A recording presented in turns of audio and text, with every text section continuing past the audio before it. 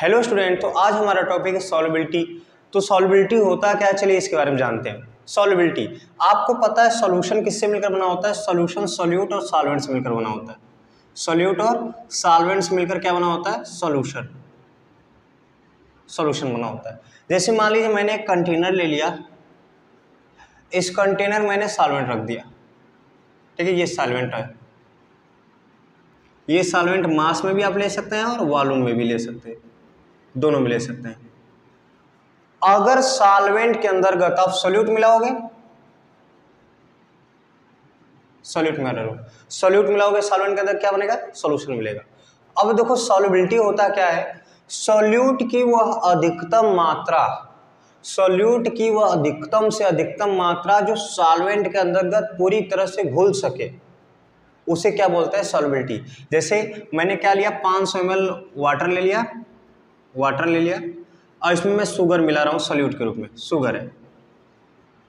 मैं मान लेता हूँ 30 ग्राम मैंने शुगर मिलाया और 30 ग्राम शुगर पूरी तरह से जो है 500 ml वाटर में घुल गया। अब 1 ग्राम और या थोड़ा सा और शुगर मिला रहा हूँ, यानी 5 ग्राम और मिला दे रहा हूँ, तो वो नहीं घुल रहा है। यानी 500 ml वाटर का सॉल्युबिलिटी कितना होगा? 30 ग्राम शुगर। तो सॉल्युबिलिटी क्या होता है? सॉल्वेंट के अंतर्गत वो अधिकतम से अधिकतम मात्रा जो सॉल्यूट का घुल सके, उसे क्या बोलते हैं? सॉल्युबिलिटी। समझ में आया? तो क्या डिफाइन होगा? डिफाइन कर सकते हो, the maximum amount of solute, the maximum amount of solute that can be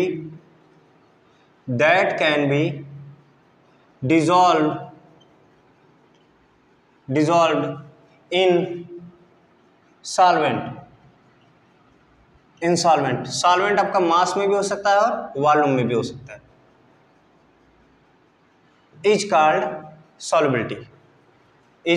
solubility. क्या होता है? एक स्पेसिफाइड टेम्परेचर भी यहां ले लीजिएगा, एक निश्चित ताप पर। सॉल्युबिलिटी होता क्या है? सॉल्वेंट के अंतर्गत सॉल्यूट की वह अधिकतम मात्रा जो घुल सके, वही क्या कहलाएगा? सॉल्युबिलिटी। सॉल्युबिलिटी को कितने प्रकार से बांटा गया है? तो सॉल्युबिलिटी को बांटा गया है 3 प्रकार से। Solubility of solid and liquid,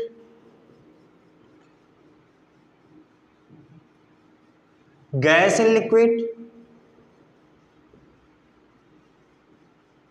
liquid in liquid. ठीक है, सॉल्युबिलिटी को इतने प्रकार से बांटा गया है, लिक्विड इन लिक्विड। ये सॉल्युबिलिटी को बांटा गया है इतने प्रकारों से।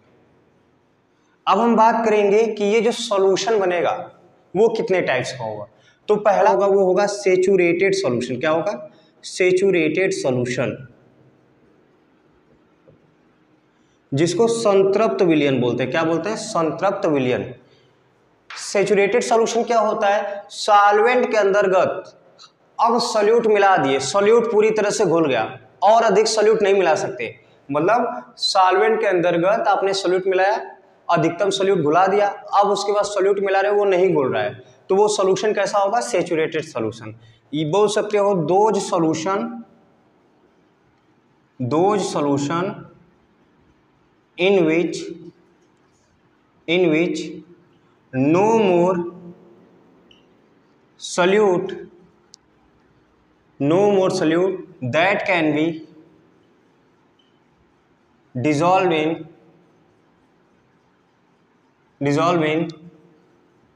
solvent, specified amount of solvent, एक निश्चित जो है आपका सॉल्वेंट होना चाहिए एट स्पेसिफाइड टेम्परेचर, एक निश्चित ताप पर, स्पेसिफाइड टेम्परेचर। जैसे सेचुरेटेड सॉल्यूशन क्या होगा? एक सॉल्वेंट के अंतर्गत आपने सॉल्यूट मिला दिया, सॉल्वेंट के अंतर्गत आपने सॉल्यूट मिलाते गए, एक समय ऐसा आएगा कि सॉल्यूट जो है पूरी तरह घुल गया, अब मिलाएंगे नहीं घुलेगा, तो उस समय पे जो सॉल्यूशन बना रहेगा उसे क्या बोलोगे? Saturated solution. अब हम बात करेंगे दूसरा टाइप का सॉल्यूशन होता है जिसे बोलते हैं अनसेचुरेटेड सॉल्यूशन। क्या बोलते हैं? Unsaturated solution. जिसको असंतृप्त विलयन बोलते हैं,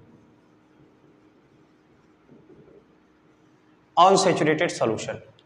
जैसे फॉर एग्जांपल जैसे मैंने क्या किया, मैंने एक कंटेनर ले लिया, ठीक है, मैंने एक कंटेनर ले लिया, इसमें मैंने क्या सॉल्वेंट रख दिया, सॉल्वेंट भर दिया। अब मैंने सॉल्यूट मिलाया, अब ये सॉल्वेंट है और इसमें हमने क्या मिलाया, सॉल्यूट मिलाया, सॉल्यूट मिला रहे हैं, ठीक है। अब मान लेते हैं सॉल्वेंट जो है 500 है, 500 ml है सॉल्वेंट है, आपने सॉल्यूट मिलाया, सॉल्यूट मान लेते हैं 500 ml में 40 ग्राम जो है सॉल्यूट पूरी तरह से घुल गया, अब उसके बाद नहीं घुल रहा है, तो उस समय जो सॉल्यूशन बना रहेगा वो कौन सा होगा, सैचुरेटेड। अब मान लेते हैं आपने 10 ग्राम मिला दिया, 500 ml सॉल्वेंट के अंतर्गत आपने 10 ग्राम सॉल्यूट मिला दिया, तो मतलब और सॉल्यूट घुल सकता है, क्या और सॉल्यूट घुल सकता है। जिस सॉल्यूशन में और सॉल्यूट घुल जाए और सॉल्यूट घुल सके वो सॉल्यूशन कैसा होगा, अनसैचुरेटेड सॉल्यूशन। जिस सॉल्यूशन में सॉल्यूट मॉलिक्यूल सॉल्वेंट में और ना मिलाया जा सके वो क्या होगा, सैचुरेटेड सॉल्यूशन। जिस सॉल्यूशन में जिसमें सॉल्वेंट के मॉलिक्यूल्स के अंतर्गत और सॉल्यूट मिलाया जा सके उसे क्या बोलोगे, unsaturated solution. Those solution in which more solute that can be dissolved in solvent at specified temperature,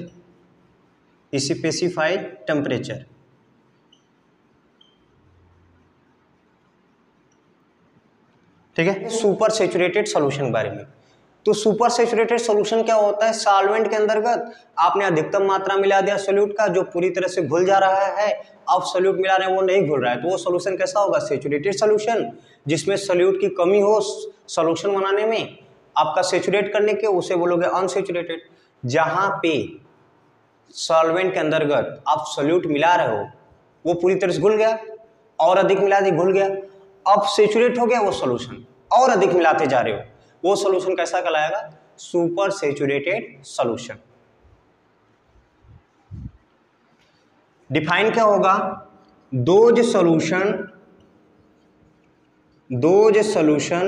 in which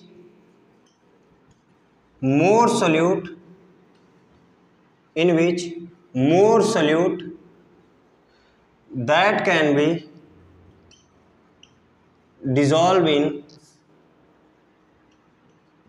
that can be dissolved in solvent would be necessary to saturate at same temperature is called super saturated solution। हो चुका। Solubility के अंतर्गत पहला topic है solubility of solid in liquid, यानी ठोसों के द्रवों में विलयता। तो होता क्या है, यहां पे हमने ले लिया सॉल्वेंट, क्या ले लिया, सॉल्वेंट, जो कि कौन से रूप में है, वॉल्यूम के रूप में, हो गया। और हमने यहाँ पे सॉल्यूट मिला रहे हैं सॉल्वेंट के अंतर्गत। अब ये सॉल्यूट किसके रूप में है, सॉलिड के। अगर हम सॉलिड सॉल्यूट को वॉल्यूम सॉल्वेंट में मिलाते हैं तो हम उसमें जो सॉल्युबिलिटी पढ़ेंगे वो क्या होगा, solubility of solid in liquid. जैसे सॉलिड के कुछ पार्टिकल्स मैं जो है सॉल्वेंट मिला रहा हूँ, ठीक है, सॉलिड सॉल्यूट के कुछ पार्टिकल सॉल्वेंट मिला रहा हूँ। अब देखिए सॉलिड सॉल्यूट के पार्टिकल है, हमने सॉलिड सॉल्यूट को जो है सॉल्वेंट मिलाया, कुछ सॉलिड सॉल्यूट के पार्टिकल जो है सॉल्वेंट मिलके पूरी तरह से घुल गए, कुछ सॉलिड सॉल्यूट के पार्टिकल सॉल्वेंट मिलके पूरी तरह से घुल गए, तो वो जो सॉल्यूशन या वो जो प्रक्रिया होगा उसे बोलेंगे डिसॉल्यूशन। उसको क्या बोलेंगे, डिसॉल्यूशन। और कुछ जो सॉलिड सॉल्यूट के पार्टिकल हैं जो सॉल्वेंट के अंतर्गत न घुले, वो जब सॉल्यूशन बने तो उसमें जो है कोलाइड होकर एक सॉलिड बन जाए और उसको हम अलग कर दें, उसे बोलते हैं क्रिस्टलाइजेशन। चलिए ठीक है, इसको समझते हैं अलग अलग बांट के। देखिए डिसॉल्यूशन क्या होगा, कुछ सॉल्यूट पार्टिकल सॉल्वेंट में जाके घुल जाएं, पूरी तरह से, वो प्रक्रिया क्या कहलाएगी, वो क्या कहलाएगा, डिसोल्यूशन। अगर कुछ सॉल्यूट पार्टिकल जो है सॉल्वेंट के अंतर्गत न घुले, वो क्या करे, सॉल्यूट सॉल्वेंट मिलके कोई जो है कोलाइड करके वो क्या बना दे, सॉलिड स्टेट बना दे और उसको हम बाहर निकाल दें, उसे बोलेंगे क्रिस्टलाइजेशन। तो डिसोल्यूशन मैंने क्या बोला, सम solute particles dissolve in solvent and increase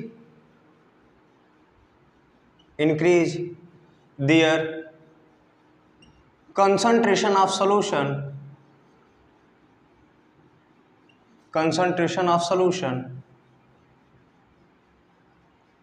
is called dissolution.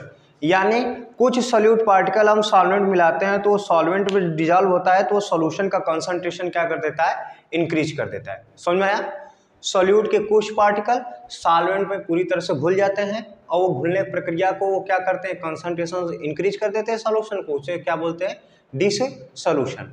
अब हम जानेंगे कुछ सॉल्यूट पार्टिकल घुल गए, कुछ सॉल्यूट पार्टिकल नहीं घुले। Some solute particle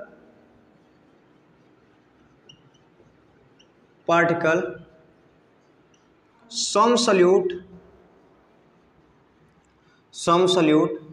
particles in solution collide with solid state particles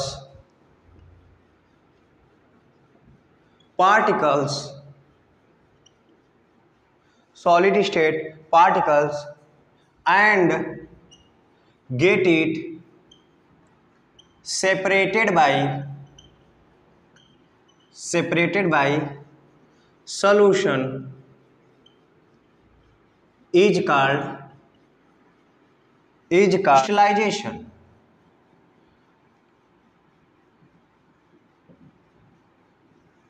हमने क्या जाना कि solubility of solid and liquid की बात करता हूं तो कुछ सॉल्यूट पार्टिकल जो सॉलिड के हैं वो सॉल्वेंट के अंदर घुल जाएंगे, उसे क्या बोलोगे, डिसोल्यूशन।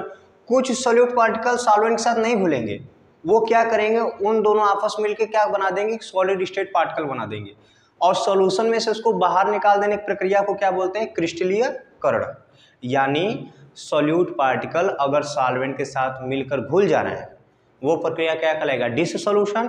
अगर सॉल्यूट पार्टिकल सॉल्वेंट के साथ घुले ना, वो मिलके कोलाइड करके कोई सॉलिड बना दे और उसको आप सॉल्यूशन में से निकाल दे रहे हो, उस प्रक्रिया को बोलोगे क्रिस्टलाइजेशन, जिसको क्रिस्टलीयकरण भी बोलते हैं। अब हम आगे देखेंगे कि सॉल्युबिलिटी कौन कौन से फैक्टर्स पे डिपेंड करती है। तो factors on which solubility depend.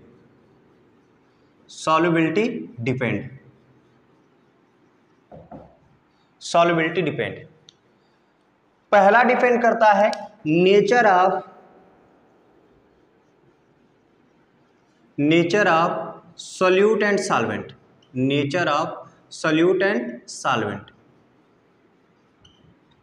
देखेंगे कैसे, देखिए सॉल्यूट और सॉल्वेंट के नेचर की बात करूंगा तो आपका सॉल्यूट क्या होता है, पोलर होता है, पोलर सॉल्यूट और non polar solute.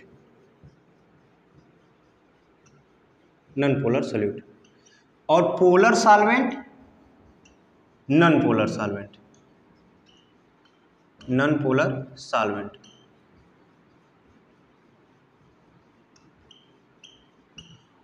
Polar solute क्या होता है, जो आसानी से आयंस में टूट सके, वो क्या होगा, पोलर सॉल्यूट। या पोलर शब्द क्या होता है, जिसमें पोल्स जनरेट हो, क्या जनरेट हो, पोल्स, जिसमें पोल्स जनरेट हो। पोल्स का मतलब जो है दो पोल्स होते हैं, एक होता है पॉजिटिव, एक होता है निगेटिव, जिसमें दो पोल्स या दो ध्रुव जनरेट हो, एक हो धनात्मक या ऋणात्मक, या दो पोल्स जनरेट हो, पॉजिटिव और निगेटिव, कैटायन और एनायन, उसे क्या बोलोगे, पोलर। जिसमें पोल्स जनरेट होता है उसे बोलते हैं पोलर। हमेशा जो सॉलिड सॉल्यूट होगा, जो पोलर सॉल्यूट होगा, वो किसमें घुलेगा, पोलर सॉल्वेंट में। और नॉन पोलर सॉल्यूट किसमें घुलेगा, नॉन पोलर सॉल्वेंट में। कभी ऐसा नहीं हो सकता है कि पोलर सॉल्यूट जो है नॉन पोलर सॉल्वेंट में घुले, ऐसा होगा ही नहीं। जैसे आप एग्जांपल ये देखो कि आप जो है हमने ले लिया NaCl ले लिया, NaCl को देखोगे पानी में क्या होगा, घुल जाएगा, पानी में घुल जाएगा। क्यों, क्योंकि ये भी पोलर है, ये भी पोलर है। लेकिन वहीं अगर नेफ्थलीन बॉल की बात करता हूं,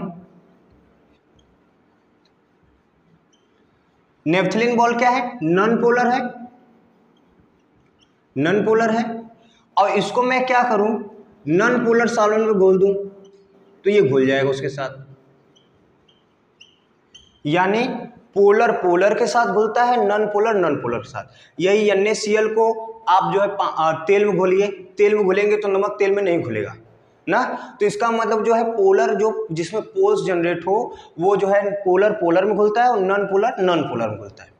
यानी जिसमें आयंस हो वो जो है पोल्स होगा, पोलर होगा, और वो पोलर सॉल्यूट पोलर सॉल्वेंट में घुलेगा, non polar solute non polar solvent में घुलेगा। यहाँ तक समझ में आया कि nature of solute and solvent में कैसे सॉल्युबिलिटी डिपेंड करेगा।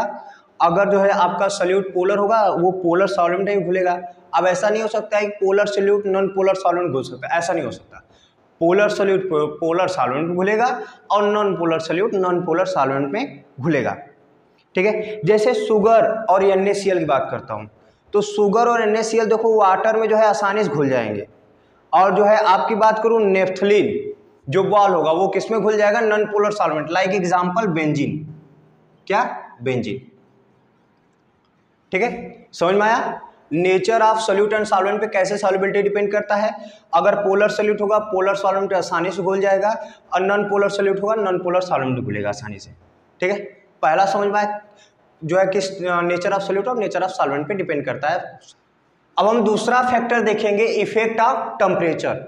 जो है सॉल्युबिलिटी पे जो टेम्परेचर का इफेक्ट दिए थे वो दिए थे ली चैटलियर जो है ली चैटलियर प्रिंसिपल है, उसके हिसाब से हम देखेंगे। इसको पढ़ते हैं, ली चैटलियर लिखा होता है लेकिन होता है ला सातलिय का नियम। ली चैटलियर प्रिंसिपल क्या होता है इसकी चर्चा करेंगे। पहले हम समझते हैं कि इफेक्ट ऑफ टेम्परेचर कैसे आपका जो है सॉल्युबिलिटी पे डिपेंड है। पहले हमने क्या ले लिया, हमने ले लिया एक कंटेनर। ठीक है, कंटेनर में हमने क्या ले लिया, हमने ये जो है वॉल्यूम के रूपी सॉल्वेंट ले लिया। ठीक है, अब हम सॉलिड मिला रहे हैं, सॉलिड सॉल्यूट। अब देखो ध्यान से, अब सॉलिड सॉल्यूट मिलाओगे धीरे धीरे क्या होगा, सॉलिड सॉल्यूट घुलता जाएगा। जैसे हमने पानी ले लिया, पानी में चीनी मिला रहे हैं, चीनी मिलाते जाओगे घुलता जाएगा। एक समय ऐसा आएगा कि चीनी पानी में नहीं घुलेगा, चीनी जो है नीचे आके बैठता चला जाएगा। तो हम क्या कर सकते हैं, हम यहाँ पे टेम्परेचर दे सकते हैं।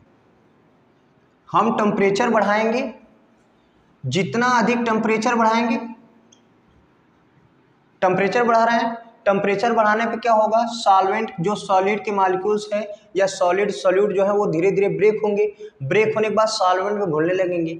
यानी टेम्परेचर देने पे सॉलिड सॉल्यूट जो है और मात्रा में क्या होगा, सॉल्वेंट पे घुलने लगेंगे। यानी सॉल्युबिलिटी डायरेक्टली प्रोपोर्शनल है किसके, टेम्परेचर पे। यानी जितना ज़्यादा टेम्परेचर बढ़ाओगे उतना ज़्यादा क्या होगा, सॉलिड सॉल्यूट जो है सॉल्वेंट के अंतर्गत घुलेंगे। अब सवाल ये आता है कि अगर ये जो सॉल्यूशन है, ये सॉलिड सॉल्यूट जो सॉल्यूशन है, अगर ये सॉल्यूशन एंडोथर्मिक हुआ,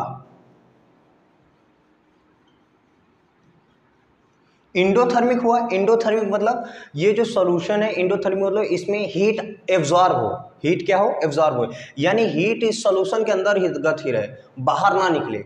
अगर हीट बाहर नहीं निकलेगी, हीट अंदर ही रहेगा, तो सॉलिड के पार्टिकल्स और आएंगे और सॉलिड पार्टिकल्स ब्रेक होंगे और आसानी से डिसॉल्व हो जाएंगे। अगर ये जो है तब एंडोथर्मिक हुआ, तब ये सॉल्यूशन एंडोथर्मिक हुआ, तब क्या होगा, सॉल्युबिलिटी बढ़ेगा। तब सॉल्युबिलिटी क्या होगा, बढ़ेगा, सॉल्युबिलिटी बढ़ेगा। मतलब हमने क्या बोला कि अगर सॉल्वेंट के अंदर सॉलिड सॉल्यूट मिला रहे हो, वो घुल गया, एक समय ऐसा आएगा कि जो है सॉलिड सॉल्यूट नहीं घुलेगा, तो सॉलिड सॉल्यूट को घुलने के लिए हम टेम्परेचर देंगे। अगर ये सॉल्यूशन एंडोथर्मिक हुआ यानी हीट को एब्जॉर्ब किया, हीट को एब्जॉर्ब करेगा यानी हीट बाहर नहीं निकलेगा, हीट बाहर नहीं निकलेगा तो सॉलिड जब पार्टिकल्स आप जो है सॉल्वेंट के अंतर्गत मिलाओगे तो सॉलिड पार्टिकल्स धीरे धीरे ब्रेक हो जाएंगे और आसानी से डिसॉल्व हो जाएंगे, यानी तब सॉल्युबिलिटी क्या होगा, इंक्रीज करेगा। अगर ये सोल्यूशन एक्सोथर्मिक हुआ, कैसा हुआ, एक्सोथर्मिक, अगर सोल्यूशन एक्सोथर्मिक हुआ यानी हीट बाहर निकल जाएगा। अगर ऐसा समझो कि सॉल्यूशन में से हीट बाहर निकल गया, अब सॉलिड पार्टिकल्स डाल रहे हो, सॉलिड पार्टिकल्स डाल रहे हो, हीट बाहर निकल जा रहा है, टेम्परेचर देने पे हीट बाहर निकल जा रहा है, सॉलिड पार्टिकल डाल रहे हो, तो ये जो सॉल्वेंट के अंतर्गत सॉलिड घुलेगा ही नहीं। हीट रहता, टेम्परेचर दे रहे हो तो हीट चाहिए ना, हीट चाहिए तभी वो टूट के घुल सकता है। अब यहाँ हीट है या नहीं है, हीट तो बाहर निकल जा रहा है, तो अब क्या होगा, सॉल्युबिलिटी घटने लगेगी। और यही चीज़ कौन बताए थे, ली चैटलियर साहब बताए थे या ला सात्रिय साहब ने बताया था, और इसी को उन्होंने प्रिंसिपल का रूल, उन्होंने बोला it is a nearly saturated solution, saturated solution the dissolution process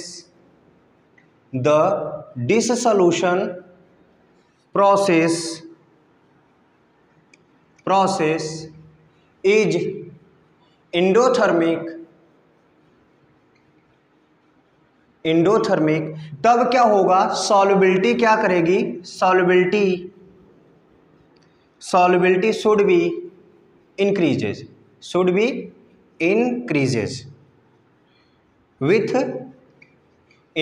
with rises in temperature,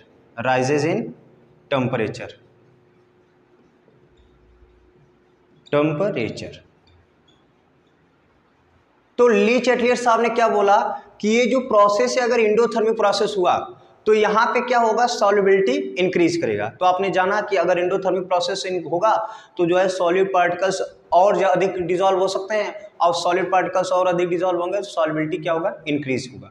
अगर वहीं पे अगर एक्सोथर्मिक प्रक्रिया हुई तो अब क्या होगा, it is a nearly saturated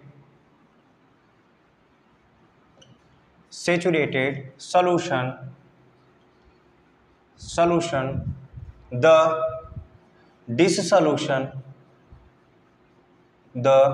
dissolution process in which in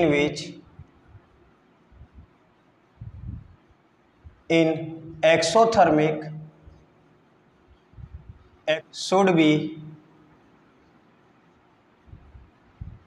should be decreases with rises in temperature, या increases with rises लिख देते हैं, rises टेम्परेचर को बढ़ाने से आपका सॉल्युबिलिटी डिक्रीज होगा। कब, जब आपका प्रोसेस कैसा दिखाएगा, एक्सोथर्मिक। सॉल्युबिलिटी कब इंक्रीज होगा, जब आपका जो प्रोसेस कैसा दिखाएगा, एंडोथर्मिक। ठीक है, अब हम तीसरा दिखेंगे इफेक्ट ऑफ प्रेशर, यानी दाब का क्या प्रभाव पड़ेगा सॉल्युबिलिटी पे। तो आप ऐसे समझो कि हमने क्या ले लिया, कंटेनर के अंतर्गत हमने जो है सॉल्वेंट ले लिया, अब यहां पे हम सॉलिड सोल्यूट डाल रहे हैं, सॉलिड सोल्यूट मिला दिया। अब क्या ऊपर से प्रेशर देने पर सॉलिड सोल्यूट जो है सॉल्वेंट के अंतर्गत घुलेंगे, कभी नहीं घुलेंगे। क्यों नहीं घुलेंगे, क्योंकि सॉलिड पार्टिकल क्या होते हैं, इनकम्प्रेसिबल होते हैं। अपने थोड़ा सा दिमाग लगाइए कि आपने क्या किया, सॉल्वेंट यानी पानी ले लिया, पानी के अंतर्गत चीनी मिला रहे हो, कुछ है एक समय ऐसा आएगा कि चीनी घुल गया, अब मिलाओगे नहीं घुलेगा, तो नहीं घुलेगा तो क्या आप दाब लगाओगे जिसके कारण वो घुलने लगेगा, नहीं घुलेगा। क्यों, क्योंकि जो सॉलिड सोल्यूट होते हैं वो क्या होते हैं, इनकम्प्रेसिबल होते हैं, यानी सॉल्युबिलिटी जो है प्रेशर पे एक इफेक्ट नहीं करता है। कौन solubility of solid and liquid, लेकिन गैस वाला करता है, लेकिन solubility of solid and liquid नहीं करता है। क्यों, क्योंकि ये क्या होता है, because they are incompressible, solid solute incompressible होते हैं, जिसके कारण जो है ये सॉल्युबिलिटी उस पर डिपेंड नहीं करता है, प्रेशर पे डिपेंड नहीं करता है। pressure does not have any significant effect of solution of solubility because they are incompressible